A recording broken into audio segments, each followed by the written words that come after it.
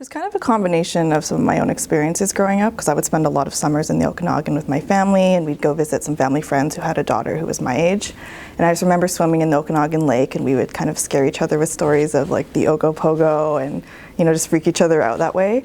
And I think it wasn't until later on that I kind of, you know, reflect on some of my teenage years, and I think now for myself, kind of the age that I'm at, and, you know, feeling really confident with who I am as an Indigenous woman. You know, I want to gain more of an understanding, and I think right now is such a pivotal time, because I think now like people are actually allowing Indigenous people to tell their own stories, and there's more of like a push for authentic storytelling. And so it was, for me, it was a bit like, okay, well, this is something that I can really relate to growing up, but at the time I didn't really understand like the true story behind it, or the real name of what the Ogopogo is, which is aitkʷ. So I think when I was kind of, you know, thinking about stories that I was really excited about, I was thinking about my own childhood, but then also thinking about, you know, this particular story. And kind of like yourself, like when I was researching, there's a little bit of information online, but there's not a lot, and some of it's not exactly accurate as well, because it's not written by Indigenous people. So we actually reached out to someone in the Okanagan, from the Okanagan Nation, who's Sealk, and she was just so great. Her name's Coralie Miller, and she came on as our cultural consultant. And so I had some conversations with her, and I was like, what can you tell me? Like, and I was kind of fact checking some things with her as well. And of course, I had a lot of things wrong as well, right? Like, I'm Cree Métis, but there's just so many different cultures across Canada. So I think it's always so important to be working with whichever, you know, nation that story's from. And so of course for me, getting permission was huge, but then also just making sure that I was involving someone from that community and making sure I was getting it right, because that's so important for me as well. So I think it was a combination of that, and then also in my research I actually found that it was actually in the 80s that there was this tourism company that was doing this sort of contest to find, like, someone go out and get a picture of the Ogopogo and you'll win $1 million. And so I found that article and I was like, this is so absurd. So I wanted to kind of tie that into the story as well in a bit of like a comedic way, and sort of poking fun a little bit at like how I guess the Ogopogo has been exploited in mainstream media, while also addressing some serious like subject matter as well. I think for me, like, subtlety was really important in the film, and I didn't really want to tie everything up at the end. I think there's a little bit of mystery around it, and a lot of people who have seen the film so far are kind of like, what really happened? And it's like, well, what do you think happened? And so I think that's great to have that conversation, right, and see what people kind of come up with just based on their own imaginations and kind of who they think the characters are and what they did. So I think for me, you know, I wanted to be subtle about how I was approaching some of the subject matter. And I think too, there is a little bit of like this subtle mentioning of like the epidemic of missing and murdered Indigenous women and girls, and that's sort of something that's quite not really pointed at, but it's, I think for a lot of, like, especially Indigenous people, will recognize that when they watch the film. But I feel like, I don't know, I feel like for myself as like a filmmaker, like, I don't want to be telling people what to think. I just kind of want to share my truth and be honest and authentic and see kind of how people interpret it. So that was sort of what I was going for with the film. Yeah, my plan is to turn it into a feature film. I already have kind of, like, I kind of know how it's going to play out in my head. I just haven't written it yet. So I think for a lot of people who don't kind of fully know what happens in the short, or kind of, you know, like, how are people involved, I think that'll be explained in the feature film.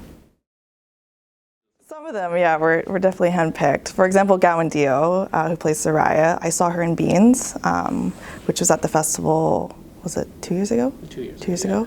And I was just really blown away by her performance. And I was like, that is someone I really want to work with. And she had never done a short film, so I was like, I don't know. And like, she's so busy, I don't know if she'll be down. And but she came on board really quickly, and her parents were like amazing as well. They were on set with us all the time. And then Emilie, I saw her at the Canadian Screen Awards when she won back in 2018 for A Colony. And I was, once again, just kind of, she was someone who was on my mind for quite a few years, and I was like, I would love to find, you know, an opportunity to work with her. And when I was writing the script, I was like, this is like who I picture for Amanda. So we were so lucky to get both of them as our leads. And then we were working with the casting director in terms of finding Riley, who plays Travis. And then actually for Aiden Howard, who plays Jake, he kind of messaged me on Instagram and he was like, hey, I really want to audition for this. And I was like, all right. And so we gave him a shot and he just ended up kind of being the perfect Jake. So, and then Isla, of course, was also found through our casting director, but she was like instantly like, you know, the perfect choice. And she's so naturally talented. She did such an incredible job. I think especially for aitkʷ, I would consider it my most personal film to date because it's based on, you know, some of my upbringing, experiences as a teenager, and just things that I was navigating just by being disconnected from my Indigenous identity, just wanting to fit in, dealing with bullying and peer pressure. So all those themes are really just things that I just can really, you know, really felt growing up. So it's nice to be at a point where I feel like I can start sharing more personal stories. And, you know, for me, I would just love to see more representation just kind of throughout film and television. You know, I think we are seeing a lot of, you know, specific stories, especially tying into kind of, you know, historical aspects throughout Canada. But I feel like there's so many more stories to tell as well, and like I would love to just celebrate like Indigenous excellence and just like showing Indigenous people falling in love and just like navigating relationships, navigating their careers, and just kind of making that the norm. Because right now it feels like we're getting there, but we still have a long way to go. And although I am seeing myself through, you know, various films and television shows that are coming out, I still feel like I'm not quite seeing exactly something that I can personally relate to.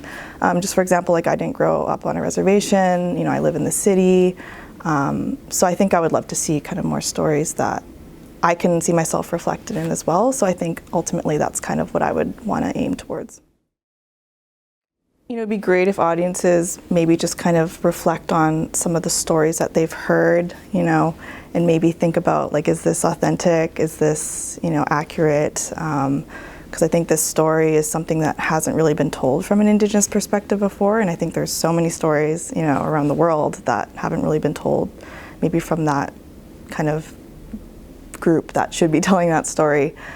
So hopefully, you know, they go home and do some research and learn more about it and ask questions and just kind of think about, you know, maybe certain folklore or certain legends that they've heard and maybe think like, yeah, like is this how the community would represent it in a way?